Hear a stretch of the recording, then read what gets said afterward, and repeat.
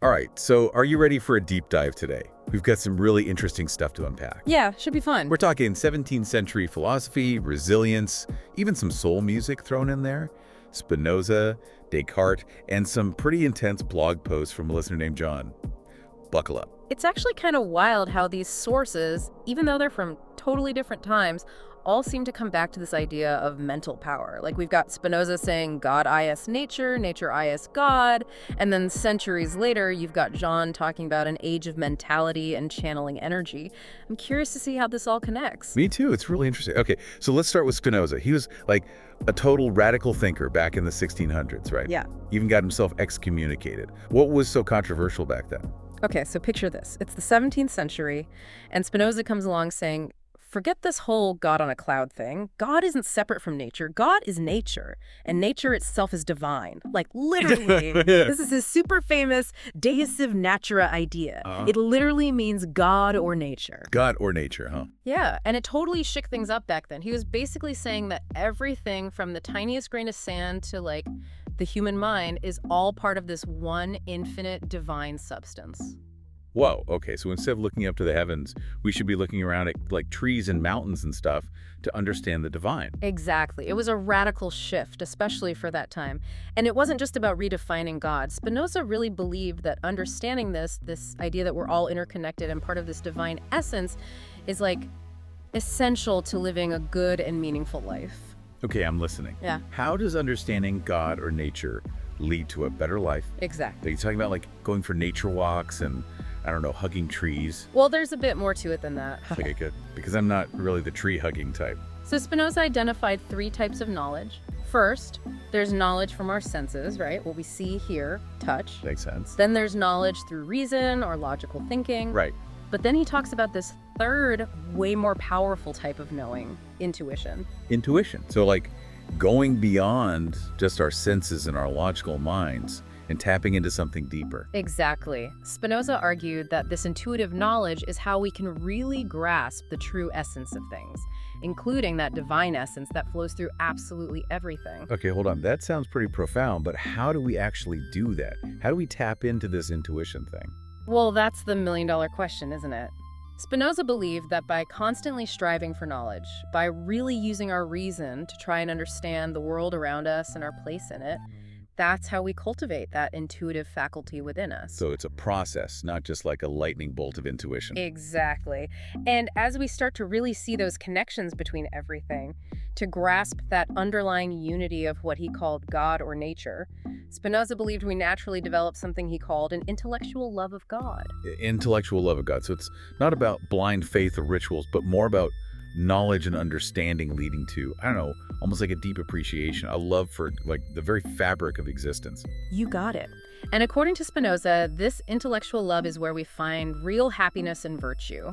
It's all about recognizing our place in this grand, interconnected system and finding joy and fulfillment in that understanding. Wow, okay. So we've gone from like a totally radical redefinition of God to this whole idea of finding happiness through knowledge and like a deep cosmic connection with the universe. It's a lot to take in, but I think I'm starting to get it. Yeah. So how does all of this connect to the blog post, this whole age of mentality thing, and everything else we were talking about? Right. This is where it gets even more interesting. See, John, the listener who sent us these blog posts, he's picking up on this idea of mental power that Spinoza was talking about like centuries later, you know? He's saying that we're living in this age of mentality where understanding and using the power of our minds is like more important than ever. And get this, he sees a connection between this and the experiences of enslaved people throughout history. Whoa, okay, that's quite a leap. From Spinoza's 17th century philosophy to the struggles and, well, the resilience of enslaved people.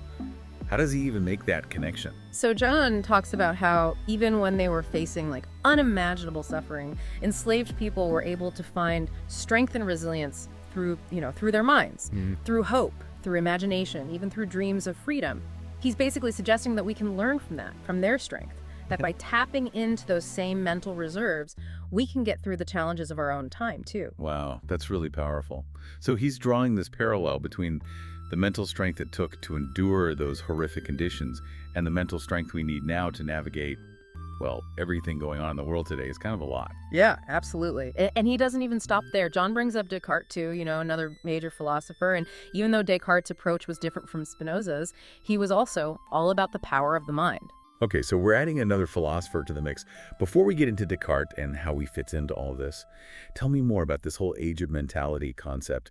What does John actually mean by that, and how are we supposed to handle it? What's his advice? So John sees this age of mentality as this time of huge challenges, but also huge opportunities. He's saying we're basically bombarded with information all the time, and a lot of it is misleading or even straight up lies, and it can make you feel like you're constantly on shaky ground, But he also thinks that if we can build up our mental strength, our ability to see through the BS and find the truth, we can not only survive these crazy times, but we can actually come out stronger and more resilient than ever. So it's like we need to be super critical thinkers, Yeah, questioning everything and not just accepting things at face value. exactly. Which, seems like a pretty good skill to have these days with, everything happening. Okay, so that makes sense. But what about these specific techniques he mentions? Like, how do we actually build that kind of mental fortitude? Well, he talks about a few different things, and he keeps drawing these parallels to the resilience of enslaved people, which is really interesting. He talks about the power of imagination, how enslaved people would hold on to these dreams of freedom, and how those visions actually helped sustain them through unimaginable hardship.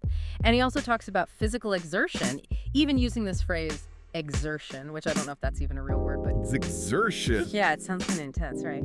But it seems to be about using physical activity, but in a very deliberate, purposeful way to build mental strength. Okay, so we're not just talking about, hitting the gym to blow off some steam. It's, way more intentional than that, almost like a form of, moving meditation or something, like pushing your body to tap into something deeper. Yeah, exactly. It's about that mind-body connection, right? Pushing your physical limits to unlock mental strength. He even uses this phrase, meaningful acrobats, which I'm not gonna lie, I'm not totally sure what that means, but... I mean, I'm kind of picturing, philosophical acrobats doing Cirque du Soleil or something. Yeah, right. But I think the point is that there's something transformative about physical challenges. Interesting. It's fascinating, though, this idea of finding strength through adversity, and it connects back to what you were saying about Spinoza, how understanding our place in the grand scheme of things, even if it's tough, can ultimately lead to this deeper sense of peace and fulfillment. Yeah, totally. It's like both Spinoza and John, even though they're from totally different times, are saying the same thing. That real strength, the kind that helps you get through tough times and come out stronger, comes from truly understanding yourself and your place in the universe. Okay, that's deep. So, we've got Spinoza telling us to seek knowledge and understanding, and we've got John emphasizing mental strength and learning from, the resilience of those who came before us. And then on top of that, there's this whole Teddy Pendergrass angle. Now, don't get me wrong, I love Teddy P's music as much as the next person, but how does soul music fit to this whole philosophy puzzle? I know, right? This is where John's approach gets really cool, I think. He's drawing a parallel between the emotional depth and rawness of soul music, especially Teddy Pendergrass, and the kind of mental and emotional resilience he keeps talking about. Okay, I'm listening. Like Pendergrass's music, it's all about vulnerability, heartbreak, and then ultimately overcoming adversity through sheer willpower. It's about facing your pain, not hiding from it, and finding strength in those raw, authentic emotions. So it's about embracing the full spectrum of human experience, the good and the bad. Yeah. And somehow channeling all that into something powerful. Yes, exactly. And remember how Spinoza said that true understanding, that intellectual love of God, leads to happiness and virtue.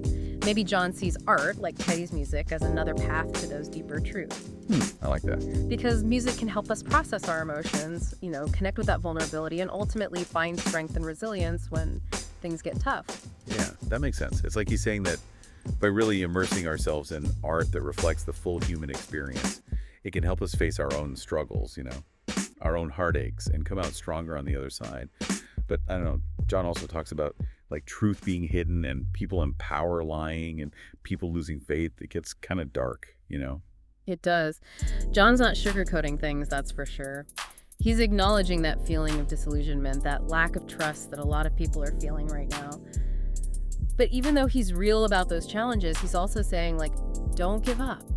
Remember the strength of the people who came before us, who faced even worse and still overcame. So it's about holding on to hope, even when things look bleak. But how do we actually do that? Where do we even start to look for that kind of hope when it feels like, I don't know, everything's falling apart around us? That's the real question, isn't it? And I think, both Spinoza and John would probably say that hope, it's not something you just find out there, like it's going to fall from the sky. It's something you build inside yourself.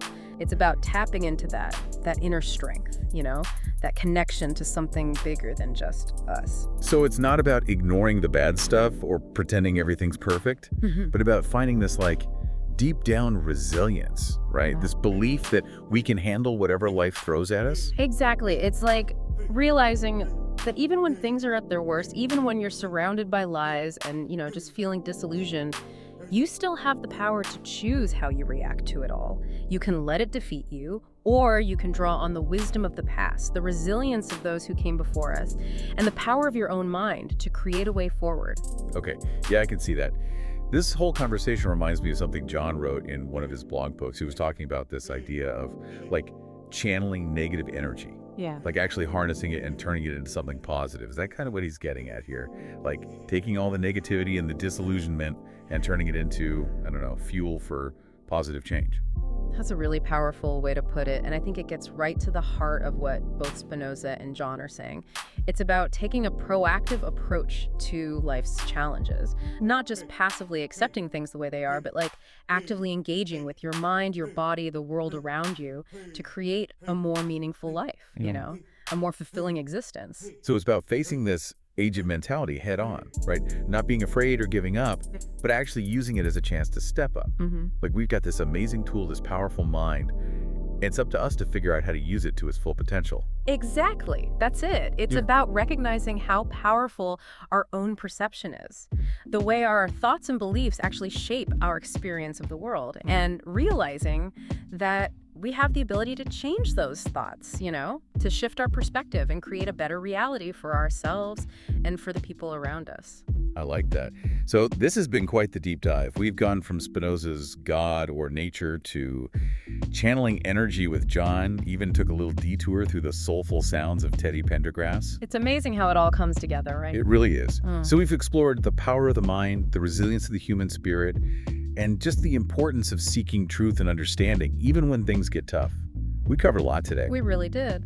It makes you wonder, though, what if everyone took these ideas to heart? If everyone was really tapping into this whole age of mentality thing, what could we accomplish? Yeah, that's a question. And I think the possibilities are endless, If we can learn to really harness the power of our minds, to be more resilient, more compassionate, and to face challenges with a sense of purpose, that's what it's all about. That's what it's all about. This has been an incredible deep dive, really. Lots to think about, lots to unpack. Thanks to John for sending us all this thought-provoking stuff. Yeah, thanks, John. And until next time, everyone, stay curious, stay strong, and remember, the power to make a difference starts right here with you.